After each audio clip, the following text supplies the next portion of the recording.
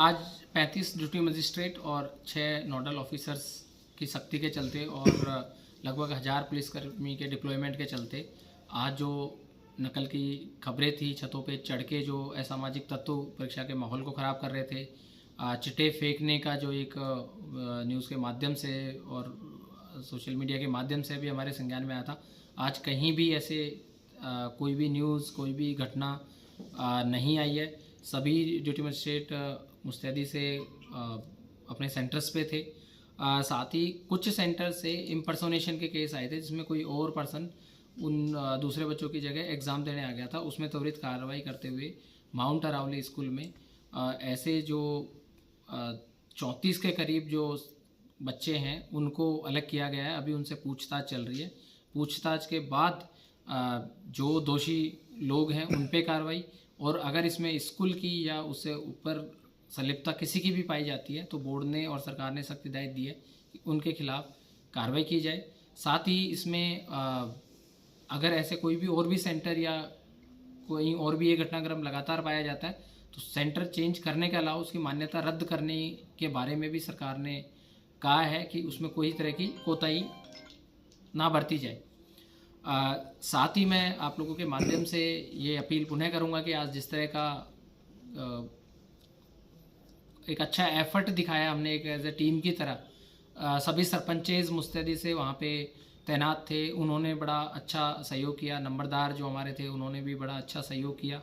तो मुझे आशा है कि अब आने वाले दिनों में जितने भी बोर्ड के एग्ज़ाम्स हैं उसमें उसी तरह का सहयोग रहेगा और हम एक मिसाल पेश करेंगे कि एग्ज़ाम नॉर्मल तरीके से कराने में सक्षम है और करा रहा है।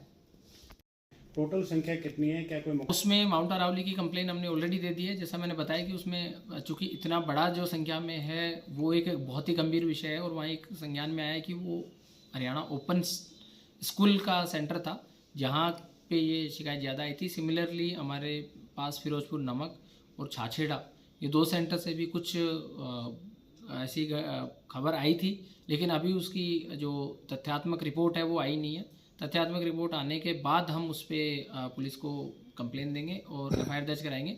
माउंट अरावली में ऑलरेडी हमने उच्च अधिकारियों को भी अवगत करा दिया गया है और मौके पे ड्यूटी मजिस्ट्रेट और एसएचओ इसकी घटनाक्रम की और जानकारी ले रहे हैं, ताकि इसमें जो तार जुड़े हुए हैं या कोई और ऐसे व्यक्ति हैं जो ऐसा बढ़ावा दे रहे हैं, इस परीक्षा की जो पवित्रता है उसको भंग कर रहे हैं, उनको भी इसमें लेके और फिर कार्रवाई की जाए और उसमें एफआईआर शाम तक दर्ज होके और हिरासत में ले लिया जाए। यूएमसी के केसेस का आज कोई भी अभी तक कोई केस, चूँकि इतनी सख्ताई और उस सब के बाद में आज कोई यूएमसी का केस अभी तक कोई रिपोर्ट में नहीं आया, चूँकि सारे ड्यूटी मजिस्ट्रेट और उनसे नोडल ऑफिसर से जो रिपोर्ट है वो एक बार कंपाइल होके फाइनल कितने जो इंस्पेक्शंस किए वो सारा आएगा।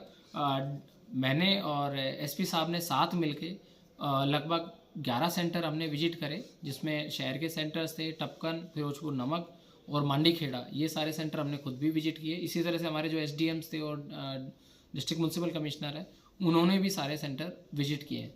तो जो यूएमसी के केसेस की उसकी अभी तक कोई रिपोर्ट आई नहीं है।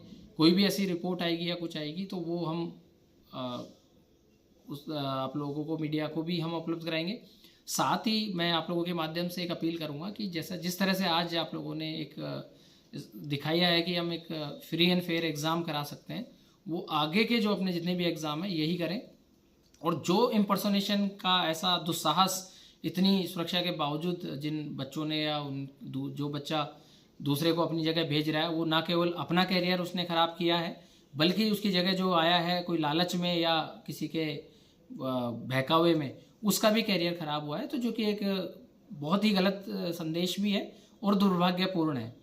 तो मैं पुनः ऐसे परिजनों से, बच्चों से और टीचर सभी से अपील करूंगा कि शॉर्टकट और ना अपनाएं, और जैसे जो कार्रवाई की जा रही है सख्त, वो उन पे भी कार्रवाई की जाएगी। और सेंटर सुपरवाइज़र और सुपरिटेंडेंट इन्विजिलेटर अगर इन्वॉल्व पाया जाता है तो ना, सरकार ने सख्त हिदायत दी है कि ना केवल उसका निलंबन बर उसका सर्विस से डिसमिसल की कार्रवाई भी उस पर की जाएगी।